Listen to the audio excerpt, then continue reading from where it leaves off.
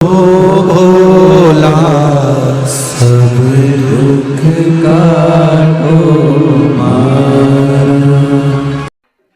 आपके जीवन में बहुत ज्यादा लक्ष्मी से तकलीफ है, कष्ट बहुत ज्यादा है, या संबंध खराब हो रहे हैं बहू और बेटों के, संबंध खराब हो रहे हैं। अदालत में बात चली गई कि लड़की और लड़के का तलाक होने वाला है, बहू अपने घर जाकर बैठ गई, आने को तैयार नहीं है, जमाई अपने घर रह गया, लड़की को लाने को तैयार नहीं है,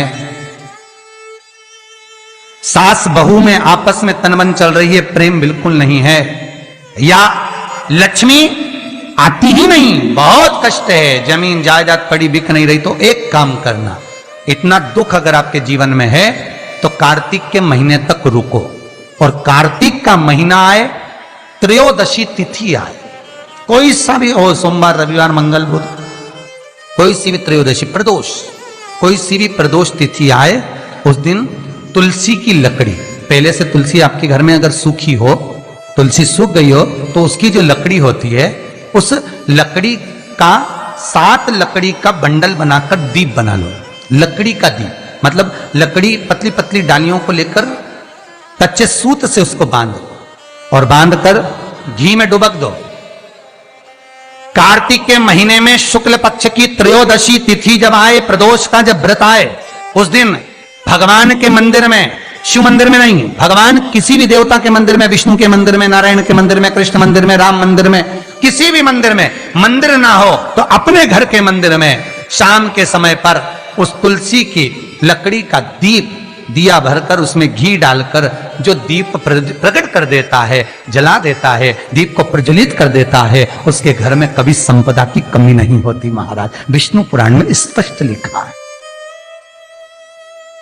इसलिए शायद कहा जाता है कि भगवान को सर्वश्रेष्ठ कौन सा चंदन अच्छा लगता है। आपको पहले भी कथा में कहा, आगरा की कथा अगर किसी ने सुनी होगी तो उसमें वर्णन किया, भगवान को सर्वश्रेष्ठ चंदन कौन सा, भगवान को सर्वश्रेष्ठ चंदन कौन सा प्रिय है, वो कौन सा चंदन है जो भगवान विष्णु को लगाएं, राम को लगाएं, कृष्ण को लगाएं, वो कौन सा चंदन है जो श्री हरि को लगाया जाए। तो जीते जी भगवान विष्णु एक बार गले लगाते हैं, उसको कहते हैं हरि चंदन। कौन सा चंदन है? हरि चंदन। हरि चंदन बाजार में नहीं मिलेगा, हरि चंदन आपको बनाना पड़ेगा। कैसे बनाना है?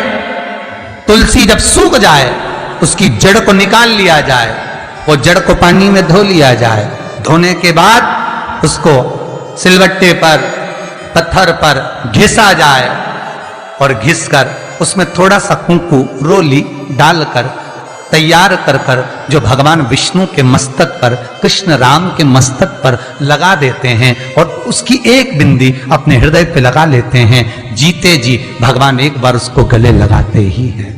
हरि चंदन प्रियता। जैसे शिव महापुराण में रुद्र चंदन का भाव है, शिव महापुराण में रुद्र चंदन का प्रमाण दिया जाता है। अगर आपने लिंग पुराण पढ़ी हो तो उसका 5वां स्कंद अवश्य पढ़िएगा महाराज, और शिव महापुराण अगर पढ़ रहे हो तो उसका कुमार खंड पढ़िएगा, जिसमें रुद्र चंदन का प्रमाण है। रुद्र चंदन कैसा? रुद्र चंदन का प्रमाण कैसा?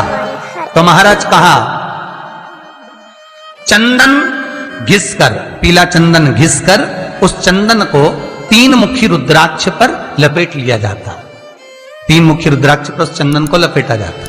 लपेटोगे, उसके बाद उसको ऐसा गोल करोगे तो एकदम चिकना हो जाएगा, एकदम चिकना, ठीक है, एकदम चिकना हो जाएगा। और उस चंदन को आप शिवरात्रि के दिन, और कोई से भी महीने की शिवरात्रि, किसी भी महीने की हो, सब फलदायी होती है। अगर आप पंचांग में देखेंगे तो शिवरात्रि लिखी हुई आती है, हर महीने शिवरात्रि पड़ती है। किसी भी महीने की शिवरात्रि पर रुद्र चंदन, अर्थात जो चंदन का आपने 3 मुखी रुद्राक्ष में लेपन करा है, उसका गोला बनाया है, वो चंदन अच्छा मोटा मोटा कर लेना, अच्छा बढ़िया, ऐसा नहीं कि थोड़ा बहुत ही लगाओ, पूरा रुद्राक्ष दिखना नहीं चाहिए, पूरा लपेट कर उसको शंकर के शिवलिंग पर ले जाकर रख दीजिए, और फिर धीरे धीरे शंकर भगवान का जल अभिषेक करना प्रारंभ कर दीजिए। वो चंदन पूरा धीरे धीरे शंकर के शिवलिंग पर डलना चाहिए। शंकर के मूल मंत्र श्री शिवाय नमस्तुभ्यम का जाप करिए। यह कहलाता है रुद्र चंदन।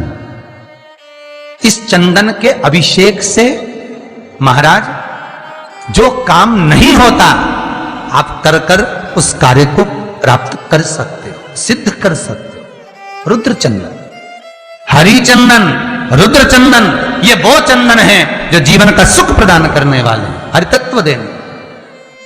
मंदिर में अगर दिया लगाने जा रहे हो, बाती लगाई है आपने मंदिर के अंदर, तो कुछ देर बैठिए, कुछ देर स्मरण करिए।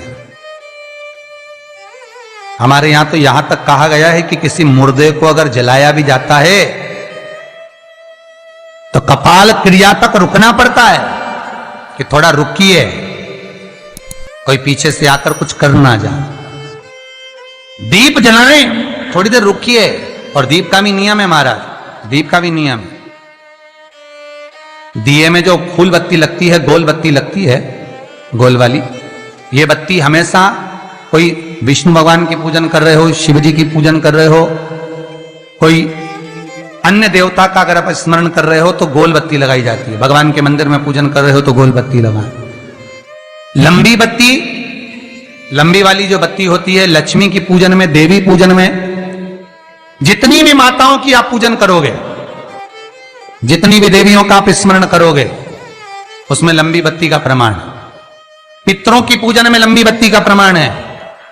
पितरों को कभी गोल बत्ती नहीं लगती। आप मटके के पास में, परिंदे के पास में, जल के पात्र के पास में कोई भी अगर दिया लगाएंगे तो वहां गोल बत्ती रखकर लगाएंगे तो घर में लक्ष्मी नहीं टिकेगी। कई लोग कहते हैं कि परिंदे के पास, मटके के पास में, पानी के स्रोत के पास में जहां जल भरते हैं, हंडा रखते हैं, टंकी रखते हैं, वहां पर मटके के पास बत्ती लगाओ, दिया लगाओ, पितर शांत रहेंगे। तो पितरों को शांत करो, मना नहीं है, पर दिया लगाने का नियम है कि पितरों को अगर आप दिया लगा रही हो मटके के पास, परिंदे के पास, या अमावस्या के दिन पितरों के लिए अगर दीप लगा रही हो तो गोल बत्ती अगर लगाओगी तो कार्य कभी सफल नहीं होगा। घर में लक्ष्मी नहीं टिकेगी, संपदा नहीं रहेगी, घर में कोई ना कोई बीमार पड़ा ही रहेगा।